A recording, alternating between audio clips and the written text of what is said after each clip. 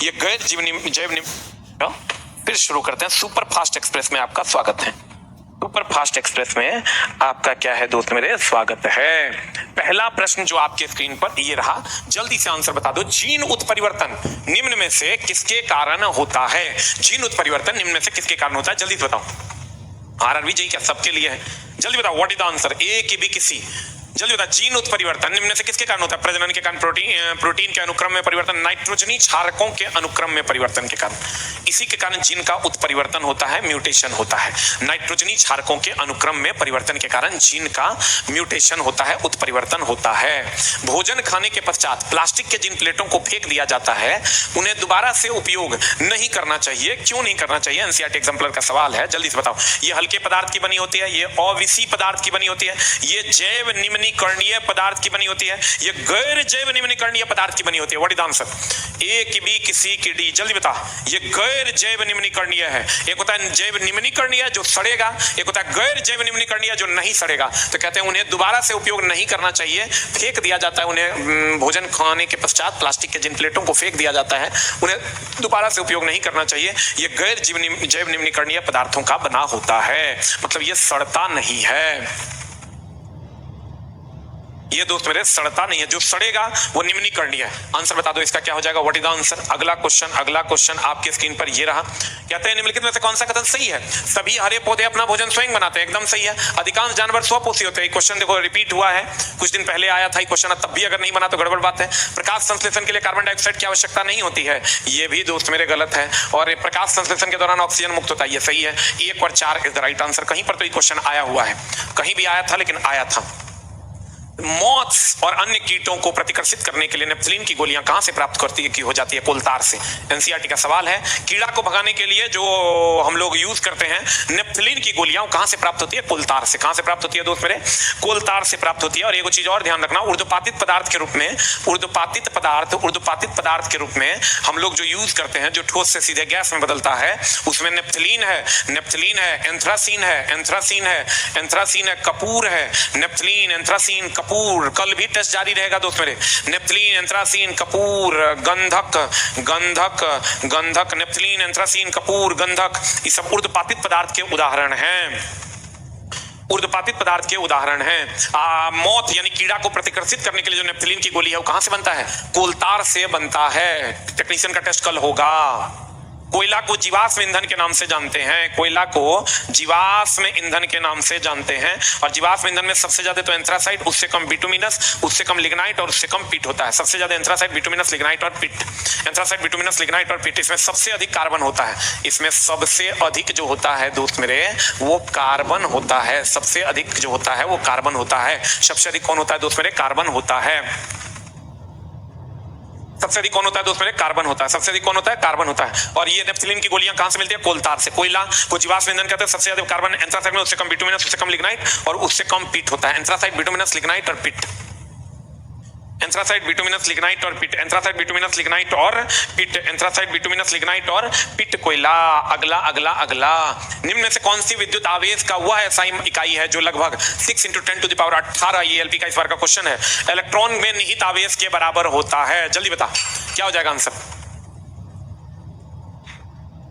जल्दी बताओ क्या होगा? What is the answer?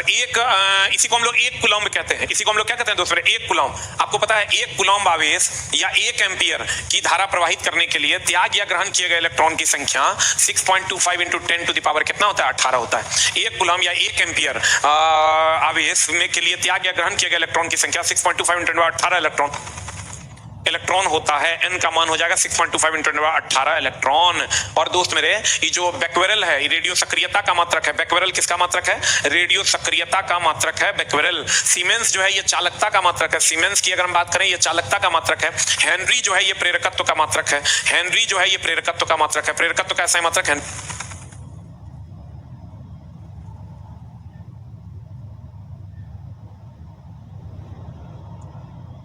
Henry जो है ये प्रेरकत्व का ऐसा ही मात्रक है। प्रेरकत्व का ऐसा ही मात्रक क्या होता है दोस्त मेरे? हेनरी। रेडियो सक्रियता का मात्रक होता है बैक्वेरल। सीमेंस बोले तो चालकता का ऐसा ही मात्रक। 1 कूलम्ब 1 एम्पियर में n का मान 6.25 × 10⁻18 इलेक्ट्रॉन।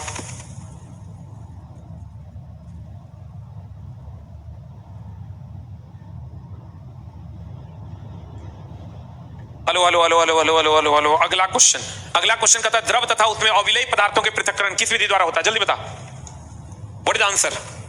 निस्यंदन विधि द्वारा। नाला का पानी जो शुद्धिकरण करते हैं, ये दोस्त मेरे पृथ्वी का सतह है, और ये नाला का पानी जो गिरता है ये अलग अलग लेयर में जो है ये छनते जाता है, अलग अलग लेयर में जो है ये छनते जाता है, अलग अलग लेयर में ये छनते जाता है। अब फिर चापाकल के द्वारा हम उसी पानी को क्या करते हैं? चापाकल के द्वारा हम उसी पानी को क्या करते हैं दोस्त मेरे? निकाल के पी लेते हैं। चापाकल के द्वारा उसी पानी को हम लोग निकाल के क्या करते हैं? पी लेते हैं। अब बताओ आंसर क्या हो जाएगा? द्रव तथा उसमें अविलेय पदार्थों के पृथक्करण किस विधि द्वारा होता है? निस्यंदन विधि द्वारा। ये अविलेय पदार्थ जो है अलग अलग स्तर में छन जाते हैं और यही प्रक्रिया निस्यंदन कहलाती है। निस्तारण होगा, चालन सबको पता है, हस्त चयन होगा नहीं। आंसर नाला का पानी निस्यंदन। ठोस अशुद्धि को अलग किया जाता है निस्यंदन विधि द्वारा। अगला क्वेश्चन कहता है एक समान बल्ब 6 वोल्ट की बैटरी के साथ समानांतर क्रम में, किस क्रम में दोस्त मेरे? समानांतर क्रम में संयोजित है। यदि परिपथ में प्रवाहित धारा एक समान बल्ब 6 वोल्ट के एक ही बैटरी के साथ समानांतर क्रम में संयोजित है, यदि परिपथ में प्रवाहित धारा का मान इतना है तो बैटरी द्वारा क्षय शक्ति का मान क्या हो जाएगा? P बराबर फॉर्मूला हो जाएगा, समानांतर में है तो वोल्टेज समान होगा, V² R हो जाएगा। P बराबर V² बोले तो 6 का स्क्वायर अब बटा R।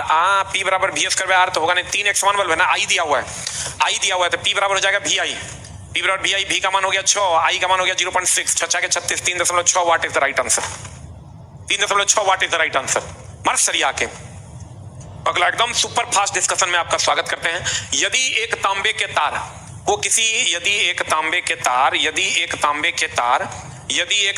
तार को एक समान चुंबकीय क्षेत्र से गुजारा जाता है तो उसमें प्रेरित धारा की दिशा इसमें से किसका उपयोग करके ज्ञात किया जाएगा? बता आंसर।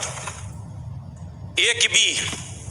मैक्सवेल के बाएं हाथ का नियम कि मैक्सवेल के दाएं हाथ का नियम? मैक्सवेल का दायां हाथ का नियम था दोस्त मेरे। फ्लेमिंग के बाएं हाथ का नियम, फ्लेमिंग के दाएं हाथ का नियम। क्वेश्चन कर रहा है एक तांबे के तार को किसी एक समान चुंबकीय क्षेत्र से गुजारा जाता है तो उसमें प्रेरित धारा की दिशा इसमें से किसका उपयोग करके ज्ञात किया जा सकता है? क्या होगा आंसर? जल्दी बता। ए की बी, किसी की डी? जल्दी बता। डी फॉर डॉग हो जाएगा, फ्लेमिंग के दाएं हाथ का नियम। प्रेरित धारा की दिशा जो होता है अगर फ्लक्स को काटेगा तो ईएमएफ जनरेट होगा। इसका आंसर अगर दिया हुआ है मैक्सवेल के दाएं हाथ का पेंच नियम या कुछ भी, उसको काट देना, आंसर हो जाएगा फ्लेमिंग के दाएं हाथ का नियम। फ्लेमिंग का कौन हाथ का नियम? दाएं हाथ का नियम जनरेटर के लिए लागू होता है और उसी से धारा का पता चलता है। अगला, किसी रासायनिक समीकरण में संकेत AQ का मतलब होता है एक्वस। देख लो हम सब संकेत आपको बताते हैं। L का मतलब होता है लिक्विड, L का मतलब होता है दोस्त मेरे लिक्विड, L का मतलब होता है लिक्विड। S का मतलब होता है सॉलिड, S का मतलब होता है सॉलिड। G का मतलब होता है गैस, G का मतलब क्या होता है? गैस। AQ का मतलब होता है एक्वस, AQUOUS, एक्वस का मतलब होता है जलीय। कॉन्क का मतलब होता है कंसंट्रेटेड, DIL का मतलब होता है डाइल्यूट, DIL का मतलब होता है डाइल्यूट। एक बोले तो एक्वस, एक्वस बोले तो जलीय, एक्वस बोले तो क्या? जलीय। अगला, अब देखो इसी में जो क्वेश्चन पूछता है कि एक्वारेजिया जो बनता है वो होता है दोस्त मेरे कॉन्क बोले तो सांद्र HCl और सांद्र HNO3 जब 3:1 में मिलता है तब एक्वारेजिया बनता है। दोनों सांद्र होता है, दोनों दोस्त मेरे सांद्र होता है। और एक चीज और ध्यान रखना है, H2 जो है वो गैसीय अवस्था में होती है, ऑक्सीजन भी गैसीय अवस्था में होता है और तब यहां से बन जाता है दोस्त मेरे H2O और ये लिक्विड स्टेज में होता है,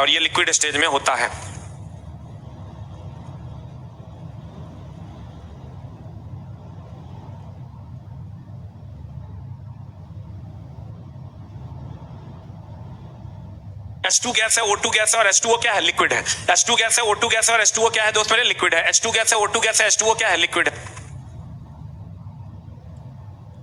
H2 गैस है, O2 गैस है और H2O क्या है? लिक्विड है। सांद्र HCl, सांद्र HNO3 3:1 में होगा तो इसको एक्वारेजिया कहते हैं। इसी में गोल्ड और प्लेटिनम घुल जाता है, क्या हो जाता है दोस्तों? घुल जाता है। पौधों की पत्तियों द्वारा तैयार भोजन को फ्लोएम के माध्यम से पौधे के किन भागों तक पहुंचाया जाता है? जल्दी बता। What is the answer?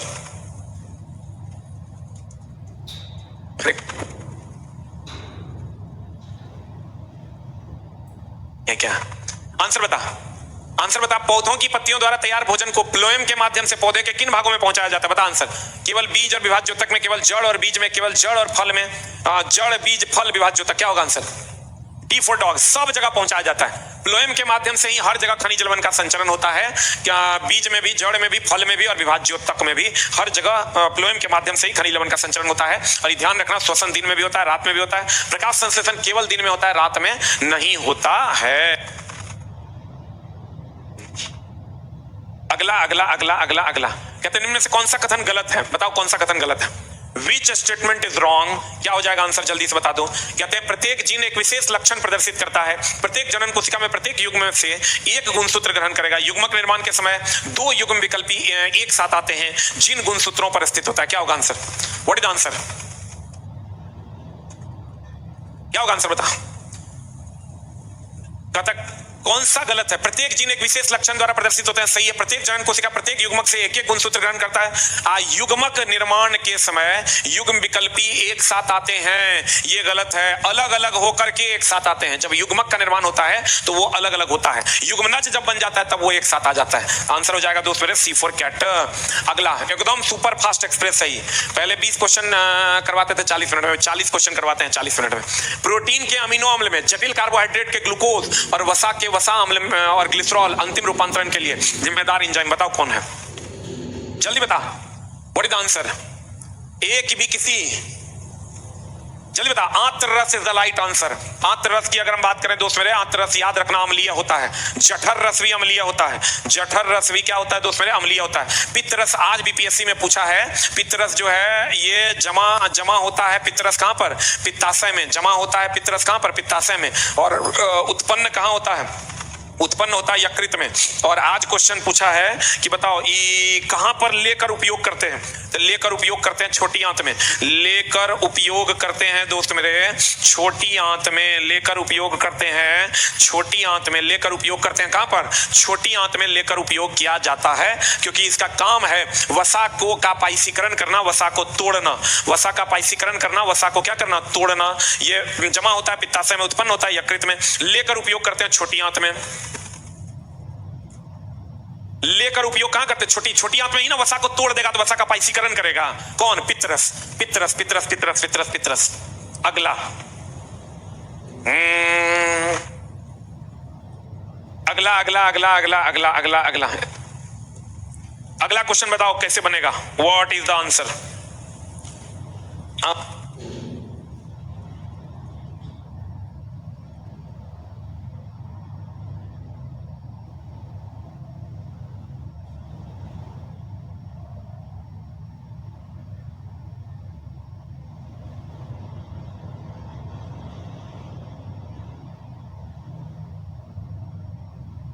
50 centimetre focus दूरी वाले अभिसारी लेंस और 20 सेंटीमीटर फोकस दूरी वाले अपसारी लेंस। तो जब ये अभिसारी लेंस दे दिया मतलब उत्तल लेंस हो गया। अभिसारी ये हो गया अभिसारी, अभिसारी लेंस हो गया उत्तल लेंस और इसका फोकस दूरी होता है पॉजिटिव। अपसारी लेंस हो गया अवतल लेंस, इसका फोकस दूरी होता है निगेटिव। अवतल लेंस जो होता है ये अपसारी हो गया, अपसारी हो गया, इसका फोकस दूरी होता है निगेटिव। फोकस दूरी होता है निगेटिव और लगा हुआ है तो फोकस दूरी निगेटिव। तो आप बताओ, कहता है 50 सेंटीमीटर फोकस दूरी वाले अभिसारी, अभिसारी मतलब ये हो गया पॉजिटिव। अब 20 सेंटीमीटर फोकस दूरी वाले अपसारी, अपसारी मतलब ये हो गया दोस्तों मेरे निगेटिव। निगेटिव इन दोनों लेंसों के संयोजन की क्षमता था आपको पता है एफ टोटल बराबर क्या हो जाएगा फॉर्मूला 1/f टोटल बराबर फॉर्मूला होता है 1/f1 प्लस 1/f2। अगर आप पढ़े होंगे पी टोटल का फॉर्मूला तो ऐसे ही पढ़े होंगे, यहां से आप निकाल दीजिए 1/f टोटल का मान 1/f1, 1/f1, f1 का मान कितना है f1 का मान है 50 प्लस 1/-20। यहां से आप इसका एलसीएम ले लीजिए तो कितना हो जाएगा 50 और 20 का एलसीएम कितना, तो ये हो जाएगा 2, ये हो जाएगा -5, ये हो जाएगा -3/10, 100 3/10, ये हो जाएगा सेंटीमीटर में। इसको दोस्त मेरे एफ टोटल निकालोगे तो कितना आ जाएगा जल्दी बता। एफ टोटल निकालोगे तो कितना आ जाएगा एफ टोटल निकालोगे तो एफ टोटल पलटी मारोगे तो -100/3। यहाँ से पी टोटल निकालोगे तो पी बराबर हो जाएगा 100/f, चूंकि सेंटीमीटर में है तो यहाँ से 100/-100/3 करोगे तो पी बराबर हो जाएगा -3 dioptre is the right answer. -3 dioptre is the right answer.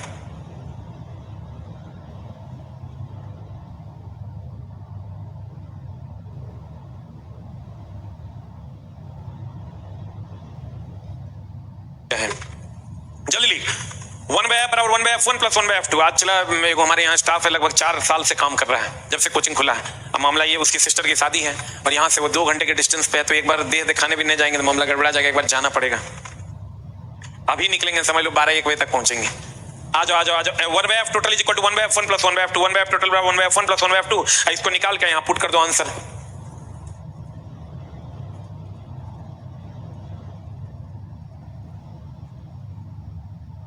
अगला एक 3 सेंटीमीटर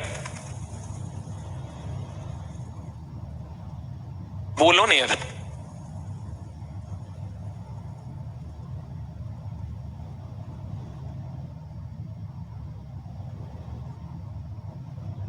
हाँ, एक 3 सेंटीमीटर ऊंची एक वस्तु f फोकस दूरी वाले उत्तल लेंस के सामने 1/f दूरी पर रखा जाता है तो आवर्धन का मान ज्ञात करो। तो देखो फोकस दूरी वाला उत्तल लेंस है तो m बराबर फॉर्मूला हो जाएगा v बटा u।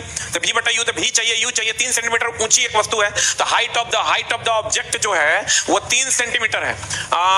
f फोकस दूरी वाले एक उत्तल लेंस, f फोकस दूरी वाले एक उत्तल लेंस है, यानी फोकस दूरी जो है वो f है और उत्तल लेंस है तो पॉजिटिव होगा। तो कहते हैं कि सामने इतना दूरी पर रखा गया तो u का मान हो जाएगा 1.5f। तो कहते हैं आवर्धन का मान ज्ञात करें तो v का मान निकालो। 1/v बराबर हो जाएगा 1/f। लेंस है तो प्लस 1/u हो जाएगा, चूंकि इधर माइनस होगा उधर जाएगा तो प्लस हो जाएगा। 1/v बराबर हो जाएगा 1/f। f का मान कितना है plus f, plus 1/u, u का मान कितना है माइनस 1.5f। यहां से आप f के टर्म में इसको निकाल दीजिए। f के टर्म में यहाँ u का मान दिले है, यहाँ पुट कर दो, आंसर आ जाएगा। Put and get the result कितना आ रहा है बी नंबर आ जाएगा, आंसर हो जाएगा। इसका मतलब यहां से जब आप निकालोगे भी निकालोगे ना तो ये हमको लगता है 1.5 दूनी 3 यानी 3f आ जाएगा, 3f आ जाएगा। और यहां से जब रखोगे ये 3f ये हो जाएगा माइनस 1.5f। यहां से ये 1.5 दूनी 3 कट जाएगा तो 2 आ जाएगा। जल्दी लिख।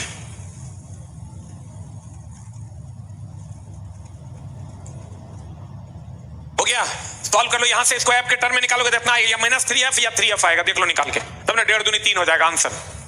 अगला कुछ नहीं करना, इसको एफ के टर्म में निकाल के वहां भाग दे देना, आंसर आ जाएगा।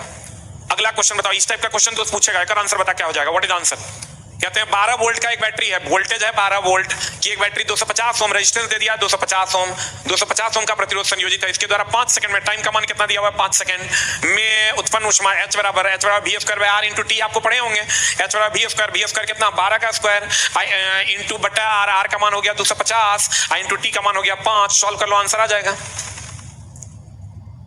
सॉल्व कर लो, आंसर आ जाएगा। संभल जरा।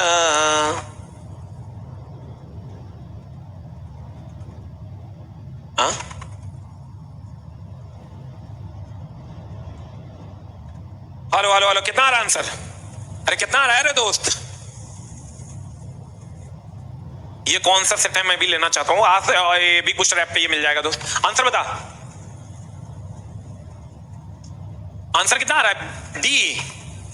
बी आ रहा है, 2.88 इज द राइट आंसर। अगला क्वेश्चन कहता है लाल रंग का प्रकाश कोहरे में, लाल रंग के प्रकाश कोहरे या धुएं से प्रकीर्णित होता है क्योंकि इसका तरंगदैर्घ्य श्वेत प्रकाश के अन्य होता है। रंग घटकों के तरंगदैर्घ्य की तुलना में डैश होता है, क्या होगा आंसर बता, व्हाट इज आंसर। देखो कहते हैं लाल रंग के प्रकाश कोहरे या धुएं से कम, सबसे कम प्रकीर्णित होते हैं। प्रकीर्णित मतलब क्षय होते हैं, सबसे कम प्रकीर्णित होता है। सबसे कम वाला ऑप्शन दूगो है, सबसे कम प्रकीर्णित होते हैं क्योंकि इसका तरंगदैर्घ्य अधिकतम होता है, क्योंकि इसका तरंगदैर्घ्य जो होता है वो अधिकतम, क्योंकि इसका तरंगदैर्घ्य जो होता है वो अधिकतम होता है, क्योंकि इसका तरंगदैर्घ्य जो होता है, यहाँ थोड़ा सा लैंग्वेज एरर है, क्योंकि इसका तरंगदैर्घ्य अन्य की तुलना में अधिकतम होता है। और रेले का तो ही तो सिद्धांत है कि प्रकीर्णन जो है वो तरंगदैर्घ्य के चतुर्थ घात का व्युत्क्रमानुपाती होता है। प्रकीर्णन दोस्त मेरे तरंगदैर्घ्य के चतुर्थ घात का व्युत्क्रमानुपाती होता है। प्रकीर्णन तरंगदैर्घ्य के चतुर्थ घात का व्युत्क्रमानुपाती होता है। प्रकीर्णन तरंगदैर्घ्य, जिसका प्रकीर्णन सबसे कम होगा उसका तरंगदैर्घ्य सबसे ज्यादा होगा। तो आंसर बता दो, कहता लाल रंग के प्रकाश कोहरे और धुएं में तो सबसे कम प्रकीर्णित होते हैं, एकदम सही बात है, सबसे कम प्रकीर्णित होते हैं और सबसे कम प्रकीर्णित होगा तरंगदैर्घ्य सबसे ज्यादा होगा। Answer answer answer answer. अगला, विद्युत चुम्बकीय प्रेरण की घटना के दौरान किसी कुंडली में प्रेरित ईएमएफ अनुक्रमानुपाती होता है। प्रेरित ईएमएफ समानुपाती होता है d∅dt के फ्लक्स में परिवर्तन की दर का। और जब यहाँ समानुपाती का चिन्ह माइनस होता है, माइनस साइन विद्युत धारा उस कारण का विरोध करता है जिससे वो उत्पन्न होता है। यहाँ हो जाएगा E समानुपाती माइनस d∅dt, समानुपाती का चिन्ह हटाओगे तो n आएगा माइनस n d∅dt। अब आंसर n फेरों की संख्या है, d∅dt फ्लक्स में परिवर्तन की दर है। आंसर बताओ,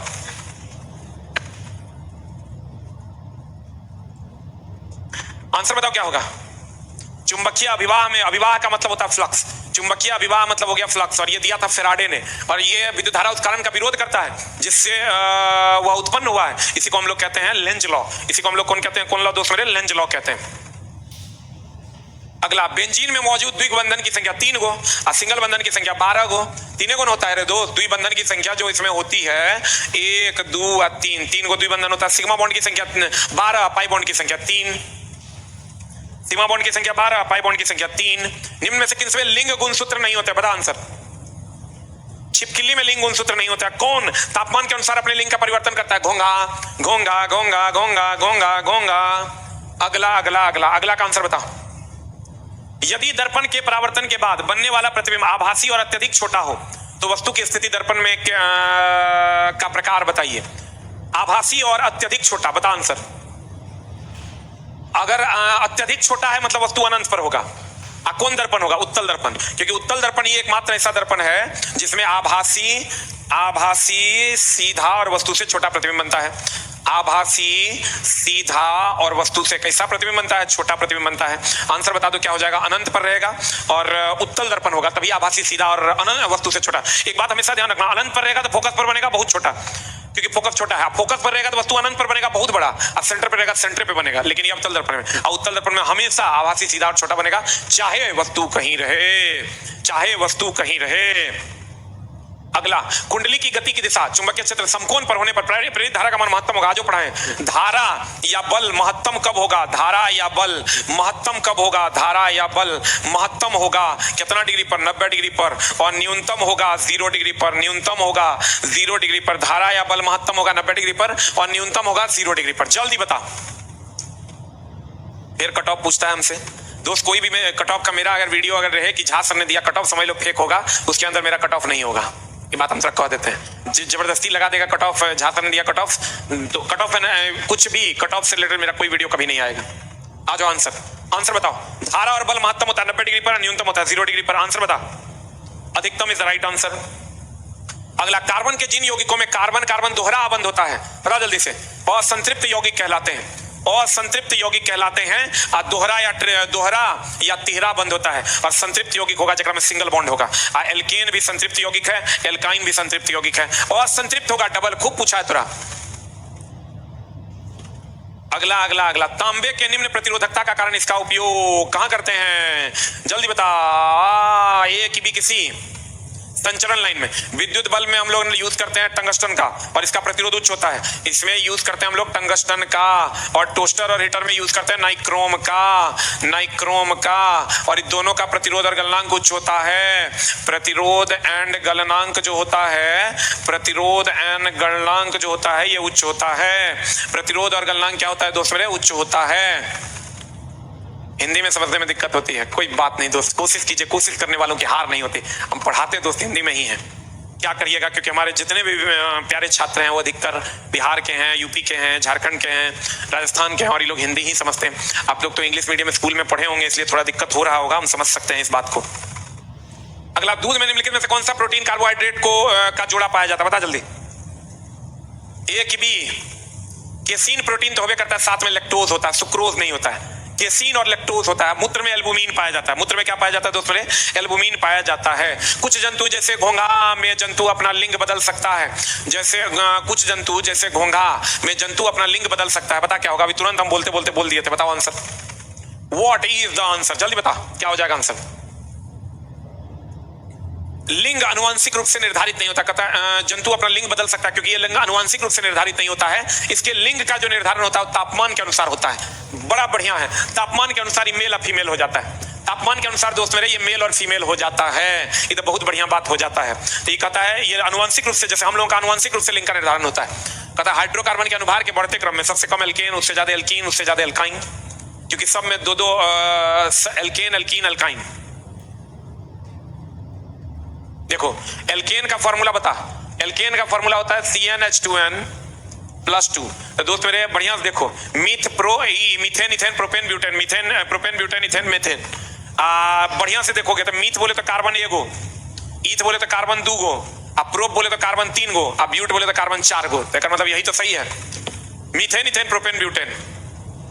अनुभार के बढ़ते क्रम में अगर होगा तो methane, ethane, propane, butane. Answer methane, ethane, propane और क्या butane is the right answer.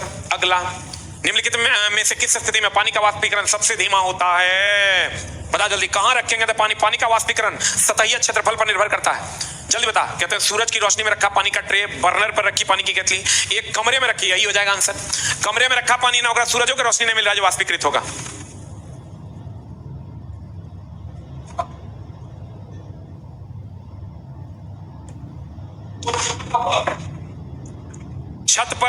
छत पर रखी पानी की बाल्टी, तो छत पर इसमें सूर्य की रोशनी मिल रही है, इसमें तो भयानक वाष्पीकरण होगा, सूरज की रोशनी भी हो जाएगा। वाष्पीकरण परिवेश के तापमान पर भी निर्भर करता है, ये ध्यान रखिएगा। वाष्पीकरण परिवेश के तापमान पर भी निर्भर करता है, क्षेत्रफल पर भी निर्भर करता है। सबसे धीमी विधि वाष्पीकरण है। और आज बीपीएससी में पूछा था कि भैया कौन बिना माध्यम के आता है, दैट इज विकिरण। विकिरण में माध्यम की जरूरत नहीं होती है। कहता अलवण जलीय पौधे, अलवण जलीय पौधों और जंतुओं के जीवन के लिए सबसे अधिक सहायक पीएच रेंज क्या है, जल्दी बता। सबसे बढ़िया है दोस्तों 6.5 to 7.5। जितना भी पौधा और जंतु है इस सब के लिए पीएच रेंज यही सही है। ये सब पीएच रेंज जो है सबके लिए यही सही है, 6.5 to 7.5। कहता है डैश एक उपकरण है जिसका उपयोग विद्युत परिपथ में प्रतिरोधकता को बदलने के लिए किया जाता है, बता आंसर। देखो प्रतिरोध को बदलने के लिए हम लोग रियोस्टाट का प्रयोग करते हैं। किसका उपयोग करते हैं? रियोस्टाट का प्रयोग करते हैं। रियोस्टाट कुछ ऐसा होता है, इसका सिंबल जो होता है दोस्त मेरे कुछ ऐसा होता है। रियोस्टाट का सिंबल ऐसा होता है, ये रियोस्टाट का सिंबल है। आंसर बता दो क्या हो जाएगा, आंसर हो जाएगा डी फॉर डॉग। गैल्वेनोमीटर धारा की उपस्थिति, धारा की उपस्थिति के बारे में बताता है। गैल्वेनोमीटर धारा की उपस्थिति बताता है। धारा की उपस्थिति, आमीटर धारा नापता है। आमीटर की अगर हम बात करें धारा नापता है, आमीटर धारा नापता है। वोल्टमीटर विभवांतर नापता है। वोल्टमीटर दोस्त मेरे विभवांतर नापता है। वोल्टमीटर विभवांतर नापता है। अब पोटेंशियोमीटर विभव नापता है। पोटेंशियोमीटर विभव नापता है, विभव नापता है, विभव नापता है। पोटेंशियोमीटर विभव नापता है, पोटेंशियोमीटर विभव नापता है। जल्दी ली, पोटेंशियोमीटर क्या नापता है दोस्त मेरे? विभव नापता है।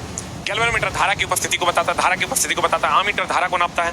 वोल्टमीटर विभवांतर को नापता है। रियोस्टाट परिवर्ती प्रतिरोध के बारे में बताता है। जल्दी बता answer, answer, answer, answer, answer. Galvanometer धारा की उपस्थिति को बताता है। एक और आंसर बता दे दोस्त मेरे, क्या हो जाएगा, क्या हो जाएगा। अब पहला क्वेश्चन क्या कर रहा है? पौधे के प्रकाश संश्लेषण की प्रक्रिया में विभिन्न चरण नीचे दिए गए हैं।